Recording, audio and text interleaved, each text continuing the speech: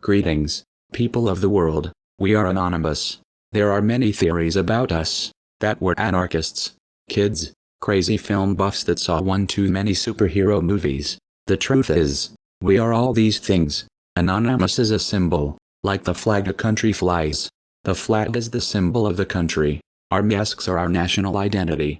We are not anonymous, we represent the ideals of anonymous. Truth, freedom and the removal of censorship. Like any symbol, we affix it wherever we go. As you have seen from street protests, we have no leaders, civilians or soldiers. We are all one. We run operations because that is what the group decides to do. We choose targets because that is what the people who represent the ideals of Anonymous want to fight for. The world is in trouble. We see it every day: war, poverty, murder. Every day we are bombarded with news and images. As we sit at home safe in the knowledge that we are powerless, that better minds are dealing with the situation. But what if you could be the change you want to see? I'm 31 years old. I went to school and college. If you met me on the street, I wouldn't even register on your radar. I am just another person in a sea of faces. But in cyberspace we are different.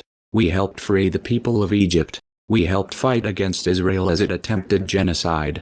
We exposed more than 50,000 pedophiles around the world.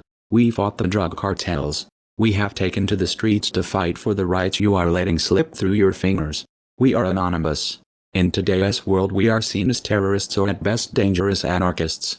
We're called cowards and posers for hiding behind masks. But who is the real poser? We take away the face and leave only the message. Behind the mask we could be anyone, which is why we are judged by what we say and do, not who we are or what we have. We exist without nationality, skin color or religious bias. You wage wars, lie to us and try to make us believe it's for our own good. Yet we're the criminals. We spend our time within a structure we created, the sum total of human experience spread throughout the world in ones and zeros. When CERN created the internet backbone, the goal was to freely share knowledge and learning with others throughout the world. You fear us because you do not understand us. You see the results but not the minds behind it. When we took down PlayStation, you saw your personal details. Your bank details, the things which society says makes up you, disappear into the ether. But ask yourself this: if we could do it so easily, what's to stop someone else? We stole the information and then publicly took responsibility. Not a single penny was stolen. The purpose wasn't financial gain but to show the world who you put your trust in. Every day you send yourself off into our world without a thought. You trust a faceless website with information about you that you wouldn't give to your best friends. We took advantage of holes in this system, but we didn't sneak in and take a few details. Take out loans and credit cards. Buy speedboats and cars. We told you and the world how insecure the system was. And now you trust a bit less blindly. The real criminals that hack computers for a living live off the backs of people like you. Where there's money, there's someone looking to take advantage of it. We had been telling PlayStation for years that there were holes in their security. But because they didn't want to look weak, they ignored us and allowed criminals to abuse your details without your knowledge. Today's biggest issues are really the same as ever, and that is knowledge. In the UK, a pedophile would get 10 years, while the hacker that exposes the pedophile would get 20. Even DDoS can face years in prison. And for what? A DDoS, distributed denial of service attack, is no worse than a virtual sit-in. If anything, it's better, because it requires no police, ambulance, fire or any form of external services. An attack begins and the website goes down. The attack ends and the website goes back up. The problem is that hackers and activists are portrayed as boogmen. Not much has changed since the days of Kevin Mitnick, imprisoned in solitary confinement because the American police thought he could whistle nuclear missile launch codes down a phone. Today, technology is everywhere, in banks and ATMs, TVs and games consoles, streetlights and hospitals. Computers rule the modern world. Yet most people who use computers every day don't know what they're doing.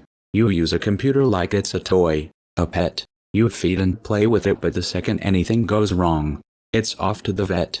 This wouldn't matter so much if it wasn't for the fact that your pet is responsible for the lives of at least 20 other people. Take Nerdu. His name is now public knowledge, but I will continue to use his online handle. A church volunteer and student at Northampton University. He was sentenced to 18 months in prison for organizing a DDoS attack on PayPal that, the company said, cost £3.5 million. But what did he actually do? And what happened to the money? What he actually did was hang around IRC and forums encouraging as many people as possible to run a DDoS attack against PayPal.com in response to the firm cutting off donations to WikiLeaks. And what happened to the £3.5 million that was lost? Nothing. There was no theft. That money isn't sitting in an offshore bank. It was a number pulled out of thin air. PayPal's estimate of how much business was lost during the attack and how much it would cost to secure their systems against another attack. This is like a burglar being held accountable for the company he robbed installing a new security system because the burglar beat the old one. PayPal was not ready for this kind of protest against their company. Despite the large amounts of cash it was dealing with, a bunch of people sitting in front of a computer managed to close it down. This is hacktivism in its purest form. It is a great equalizer. A homeless person at an internet cafe with a time and know-how can have geopolitical influence. They can bring entire organizations, even governments, to their knees. You gave your world over to computers, then complained when the people using the computers used the medium to fight back. We are not computer hackers. We are not protesters. We are not criminals. We are your mothers and fathers, brothers and sisters, next-door neighbors. We are anyone and everyone who is pissed off and wants to do something about it. An anonymous operation isn't a 5-person thing. It requires hundreds of people to make it work. Video makers, whistleblowers, people on the street. The only way an anonymous operation can sustain itself is through public support.